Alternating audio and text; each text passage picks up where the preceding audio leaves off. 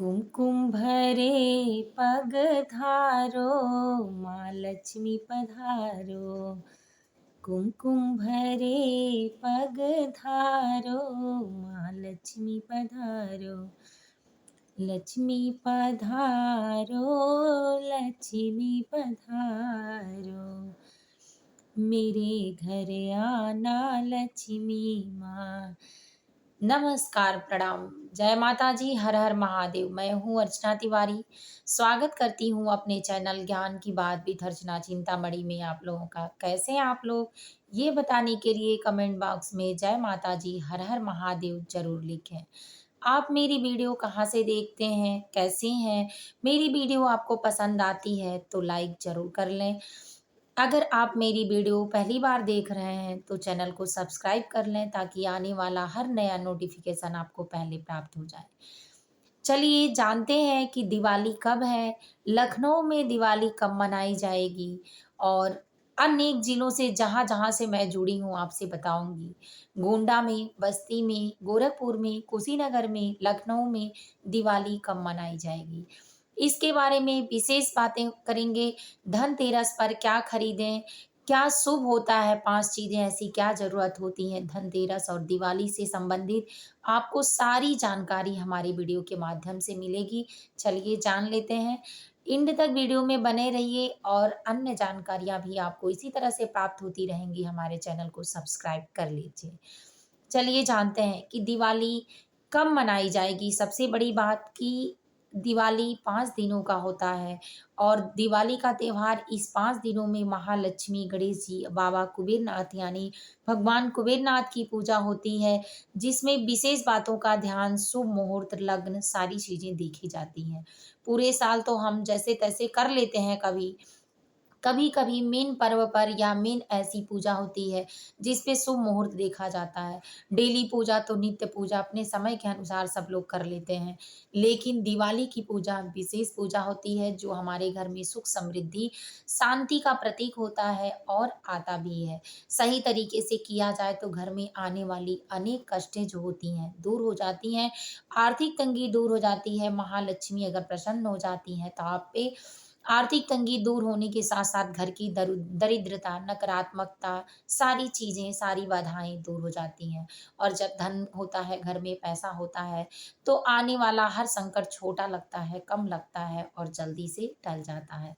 तो इसीलिए वीडियो में एंड तक बने रहिए और सारी जानकारियों का डेट, शुभ मुहूर्त और सही बातें होती हैं, उस ज्ञान को अर्जित करें और जानें। चलिए चलिए जानते हैं कि धनतेरस की पूजा 29 तारीख को होगी। 29 तारीख को धनतेरस भी मनाया जाता है। धनतेरस जो मासिक शिवरात्रि व्रत आता है, वो धनतेरस ही होता है। तो हर महीने की कृष्ण पक्ष की त्रयोदशी तिथि होती है, उस पे त्रयोदशी व्रत महाशिवरात्रि व्रत मनाया जाता है। लेकिन अक्टूबर या नवंबर के महीने में पड़ने वाली दिवाली जो होती है, वो भी त्रयोदशी व्रत ही होता है, इसीलिए उसको धनतेरस के रूप में मनाया जाता है। और धनतेरस का व्रत जो होता है विशेष अचूक उपाय वाला भी होता है। इसको शांतिपूर्वक सही तरीके से अगर इस पूजा का नियम और पाठ किया जाए, सारी चीज़ों का विधि विधान से किया जाए, तो उसका फल बहुत अच्छा मिलता है। तो त्रयोदशी जो है कृष्ण पक्ष के कार्तिक मास के कृष्ण पक्ष के त्रयोदशी तिथि को मनाने वाली धनतेरस की जो तिथि है वो इस बार सन 2024 में 29 तारीख को मनाई जाएगी। 29 तारीख को शुभ मुहूर्त के समय अगर सही से किया जाए खरीदारी भी तो शुभ होता है। तो धनतेरस के दिन सबसे पहले जानते हैं कि 2 मुहूर्त है खरीदारी की। एक आप 29 को सुबह 10:31 से शुरू हो रहा है और दूसरे दिन वो जाकर आपका सुबह में 6:31 पर समाप्त हो रहा है। और जो दूसरा मुहूर्त है वो 29 तारीख को 11:51 से शुरू हो रहा है और 12:55 पर समाप्त हो रहा है। इसके बीच में धनतेरस को आप 5 चीज़ें आवश्यक रूप से ज़रूर खरीद कर लाएँ अपने घर में, झाड़ू, बर्तन में आपको चाहे जो बर्तन खरीदना हो, वैसे तो सोने और चांदी, धातु, पीतल के बर्तन शुभ होते हैं, लेकिन ना हो तो 1 चम्मच भी ज़रूर लाएँ खरीद के, लेकिन ले आएँ। घर के अपने दरिद्रपना, कष्ट और आर्थिक तंगी, माता अन्नपूर्णा का आशीर्वाद पाने के लिए ऐसा करना बहुत ज़रूरी होता है, तो आप ज़रूर करें। धनतेरस के दिन झाड़ू खरीद कर भी ज़रूर लाएँ। अगर आपके पास धातु कोई बजट ना हो खरीदने के लिए, तो चना और जौ भी खरीद के लाएँगे, धनिया खरीद के लाएँगे, तो ये सोने का मूल्य होता है। माता लक्ष्मी इस पे भी बहुत प्रसन्न होती हैं, क्योंकि सब कुछ उन्हीं का दिया हुआ है। तो इसीलिए याद रखें कि धनिया, झाड़ू, बर्तन, धातु और धनतेरस पर बाबा कुबेरनाथ का फ़ोटो, कैलेंडर, गणेश जी की मूर्ति, माता लक्ष्मी की प्रतिमा और पूजा-पाठ की चीज़ें लाना बहुत ज़रूरी होता है। तो ये चीज़ें आप ज़रूर ले आएँ। गोमती चक्र, कौड़ी, जिससे माता लक्ष्मी को अट्रैक्ट करने वाला होता है। धनतेरस की पोटली भी बनाई जाती है।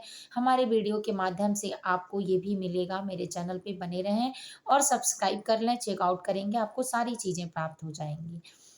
अब जानते हैं कि हमारे वहाँ दिवाली कब मनाई जाएगी। तो लखनऊ में दिवाली 31 को मनाई जाएगी। सबसे पहले जानते हैं कि बच्चों की स्कूल की छुट्टी भी दिवाली में 31 को ही होगी, 31 अक्टूबर को। और हो सकता है मेरे हस्बैंड की भी 31 की ही हो, क्योंकि मुझे जानकारी अभी नहीं है, क्योंकि अभी उनका आउट स्टेशन है। तो इसलिए 31 को ही होगी, क्योंकि सार्वजनिक छुट्टियों की घोषित हो रही है, वो 31 अक्टूबर को ही हो रही है।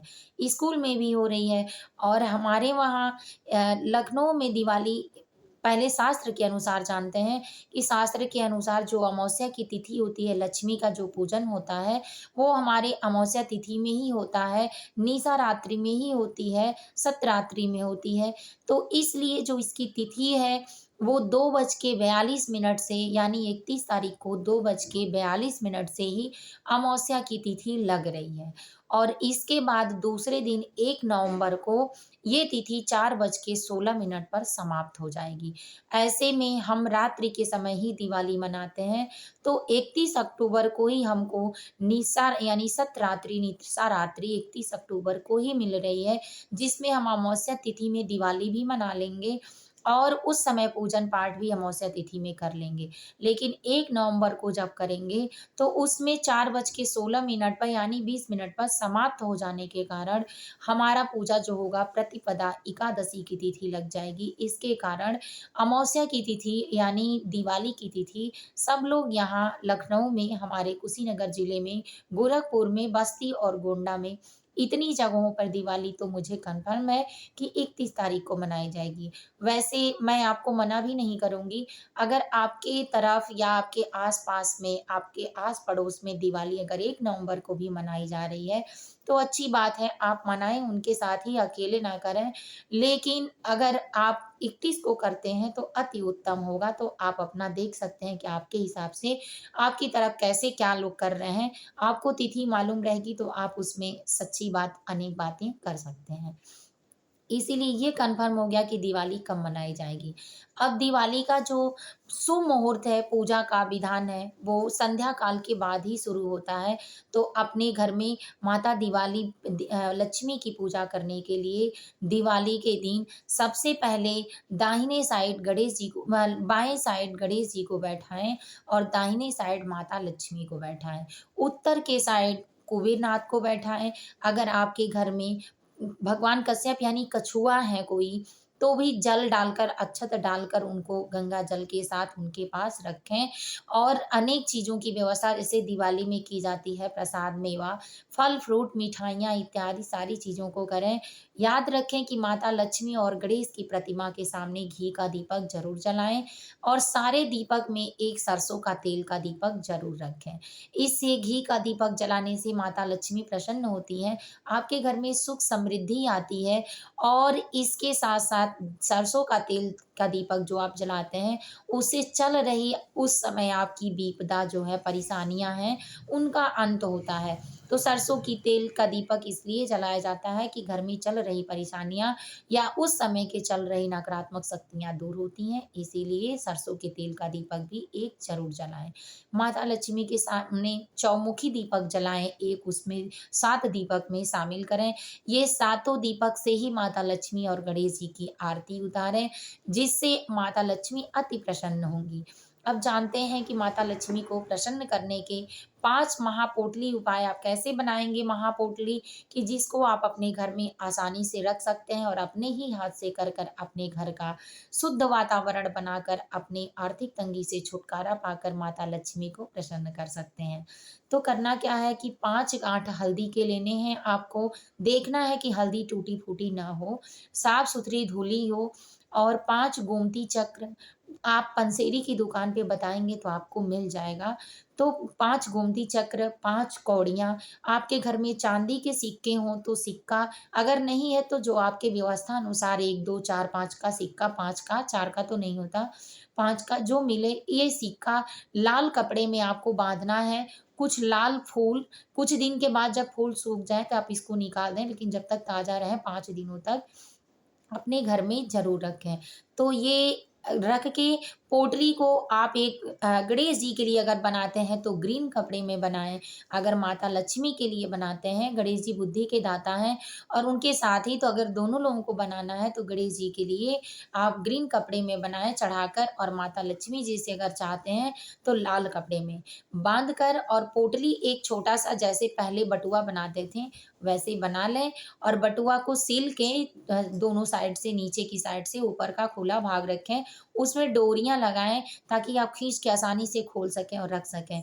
और जो आप अपनी व्यवस्था के अनुसार ले आए हैं अपने लिए कोई धातु अन्य चीज़ें जो, तो अगर आप धातु में कोई लाए हैं तो वो उसमें रखें, नहीं लाए हैं तो कोई बात नहीं। इन सारी चीज़ों को एकत्रित बाँधकर गंगा जल से पवित्र करके माता लक्ष्मी को अर्पित कर दें और उनसे प्रार्थना करें कि हे माता जो नकारात्मक शक्तियाँ हों इसमें हमारे घर से बाहर निकल जाएँ और हमको अपना आशीर्वाद दीजिए, जो गलती हुई हो माफ़ करिए और अब से हमारे घर का वातावरण सही करिए और हमारी परेशानियों का अंत करिए। इस तरह से आप जो भी अपनी विशेष कहना चाहते हैं, अपनी प्रार्थनाएँ कहना चाहते हैं, अपनी मनोकामनाएँ कहना चाहते हैं, वो वहाँ बोलकर और माता लक्ष्मी को अर्पित कर दें। ये पोटली उनके पास आप एकादशी के बाद ही हटाएँ, जब दरिद्र आपके घर का निकल जाए उसके बाद। कहीं-कहीं तो पहले निकाले जाते हैं और कहीं-कहीं जो दिवाली के बाद परुआ आता है उस दिन नहीं तो उसके बाद एकादशी जैसे हमारे मायके में परुआ पे ही निकालते हैं और हमारे ससुराल में जो है एकादशी पे निकालते हैं। तो दोनों तरफ से अलग-अलग नियम हैं, जैसा आपके वहाँ होता हो वैसा करें, पोटली रखे रहें और जब ये सारे पर्व बीत जाएँ, तब आप किसी शुक्रवार को खीर का भोजन बनाएँ, माता लक्ष्मी को अर्पित करें और उसके बाद उस पोटली को जहाँ रखना हो रखें, तब तक पोटली वहीं सिद्ध होने दें। अब जानते हैं कि दिवाली पर किन मंत्रों का जाप करने से माता लक्ष्मी अति प्रसन्न होती हैं।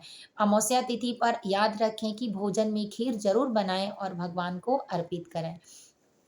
इसके बाद माता लक्ष्मी का मंत्र है भगवान विष्णु का स्तोत्रम पाठ, महालक्ष्मी चालीसा, सहस्त्रनाम और सबसे बड़ा कनकधरा स्तोत्रम जो होता है दरिद्रपना को घर से दूर करने वाला होता है। तो पूजा के समय आप अगर नहीं पढ़ पाते हैं, अब पढ़ पाते हैं तो अति उत्तम है, नहीं पढ़ पाते हैं तो मोबाइल में डीजे-ऊजे के माध्यम से साउंड स्पीकर जो भी आपकी व्यवस्था अनुसार हो, उसके माध्यम से आप वहाँ लगा कर रख दें और मंत्रों को सुनते रहें। मुँह से अपने गुनगुनाते रहें, बोलते रहें, भजन कीर्तन जो आपको आता हो, बोलते रहें। उसके बाद आप मंत्रों को भी जप सकते हैं, आसान-सा मंत्र है। चलिए जानते हैं जिसको जपना होगा वो ज़रूर जाप करें दीपक जलाने के बाद पूजा में। बच्चों से भी करवाएँ क्योंकि सबके अंग-अंग से लक्ष्मी का निवास स्थान होता है और किसके हिसाब से किसका पेट भरता है, किसके घर का सौभाग्य जग जाए और कब 7 पीढ़ियाँ अपने आप से तरनतार में आ जाएँ यानी अच्छा भाग्य चमकने लगे सबका, किस घर की किस्मत चमक जाए, इसीलिए सबको करना चाहिए। तो चलिए जानते हैं, अनेक मंत्र हैं, मंत्रों में भी आप छोटे मंत्र भी बीज मंत्र से माता लक्ष्मी को पुकार कर उनको प्रसन्न कर सकते हैं। जिसके घर में माता लक्ष्मी आशीर्वाद बना देती हैं, प्रसन्न होती हैं, उनके घर से दरिद्रता हमेशा के लिए समाप्त हो जाती है। तो मंत्र है ओम श्रीं क्लीं ह्रीं महालक्ष्मी नमः। ओम श्रीं क्लीं ह्रीं महालक्ष्मी नमः। और दूसरा बीज मंत्र है ओम श्रीं ह्रीं श्रीं कमले कमलालले नमः। ओम श्रीं ह्रीं श्रीं कमले कमलालले नमः। अब एक मंत्र और जान लीजिए, ओम श्रीं ह्रीं श्रीं कमले कमलालभ्यो नमः। ओम श्रीं ह्रीं श्रीं कमले कमलालभ्यो नमः। आप ऐसे करके भगवान विष्णु के साथ माता लक्ष्मी का आवाहन कर सकते हैं। गणेश जी के प्रतिमा को भी आप धनतेरस पर ले आते हैं तो ज़्यादा शुभ माना जाता है, आपके साथ शुभ ही शुभ होता है। तो इन बातों का विशेष रूप से ध्यान रखें और आप इसी तरह से अपने मंत्र को पढ़ें, पूजा को करें। पूजा में सारी चीज़ों को नियम के अनुसार चढ़ाएँ। जैसे पहले गंगा जल से सबको बैठाकर अपनी जगह पर आसन के साथ पवित्र करें। उसके बाद चंदन, धूप, दही, अक्षत, फूल, गणेश जी को दुर्वा इत्यादि सारी चीज़ों को आप सबको चढ़ाएँ। और याद रखें कि दुर्वा माता दुर्गा जी को भी चढ़ता है, तो इसीलिए परेशान ना हो आप तुलसी पत्र ना चढ़ाएँ, लेकिन माता दुर्गा को या गणेश जी को, लेकिन दुर्वा, सम्मी पत्र, कमल गट्टा, कमल के फूल ज़रूर चढ़ाएँ। पूजा में फूल हमेशा सीधा चढ़ाएँ, फल भी हमेशा चढ़ाएँ सीधा। और आरती करते समय भी सभी लोग एक साथ रहें और आरती के बाद भी जो आचमनी वगैरह होता है वो सारी चीज़ नियम पूर्वक करें। आप इससे संबंधित भी पूजा कैसे किया जाता है, नित्य पूजा, हमारे पिछले वीडियो में भी अनेक वीडियो ऐसे हैं, चेकआउट करके देख सकते हैं। पूजा की सारी विधि फूल फलों की आपको मिल जाएगी, तो आप इसके हिसाब से देखकर अच्छे से पूजा करें। पूरे श्रद्धा भक्ति के साथ करेंगे तो निश्चित है माता लक्ष्मी प्रसन्न होंगी और अपनी कृपा बनाए रखेंगी। उम्मीद है कि आप सही तरीके से कर कर अपने परिवार के हर कष्टों को दूर कर सकते हैं। हमारी सनातन धर्म, संस्कृति, सभ्यता अच्छी है, जिसमें हमारे सकारात्मक सोच होते हैं और हम साकार ब्रह्म की पूजा कर लेते हैं, यानी साकार माता जी की पूजा कर लेते हैं। जब पूजा अच्छी होगी तो अनुभव भी अच्छा होगा। और सबसे बड़ी बात यह है कि जब पूजा, आप कैसे जानेंगे कि माता लक्ष्मी आप पर प्रसन्न है, तो इन बातों को भी जान लेते हैं कि माता लक्ष्मी जब प्रसन्न होंगी तो आपके दीपक में फूल बन जाएंगे। आपकी पूजा में एक अलग सा अनुभव और एहसास होगा। स्माइल आपके चेहरे पे ऐसे ही आ जाएगी, सुगंधित चीज़ें आपको ज़्यादा महकने लगेंगी। आप जो भी करेंगे खुशी खुशी करेंगे, कलह क्लेश आपके घर में नहीं होगा। तो समझ लीजिए माता लक्ष्मी आ गई। अगर पूजा करते समय आपके दरवाजे पर गाय आ जाती हैं या किसी आपके बड़े बुजुर्ग का आशीर्वाद देने वो स्वयं आ जाते हैं, किसी अच्छे से बात होकर आपकी खुशियाँ मिल जाती हैं, तो आपके रुके हुए काम का अगर आपको फ़ोन आए या किसी माध्यम से पता चल जाए, तो समझ लीजिए आपकी पूजा सफल हुई। माता लक्ष्मी खुशी-खुशी आपके घर से जा रही हैं और आपको पूरे साल सुखी संपन्न रखने वाली हैं। इस तरह से करने के लिए आप ज़रूर अपनी उत्तम विधियों को हमेशा जानते रहें, हमारे चैनल से जुड़े रहें। जय माता जी, हर हर महादेव। फिर मिलेंगे एक नए वीडियो में नए ज्ञान के साथ। तब तक के लिए वीडियो को यहीं एंड करते हैं। जय माता जी। सभी लोग अपने अपने घरों में खुश रहें। दिवाली की हार्दिक शुभकामनाएं, बहुत बहुत शुभकामनाएं, मंगल शुभ।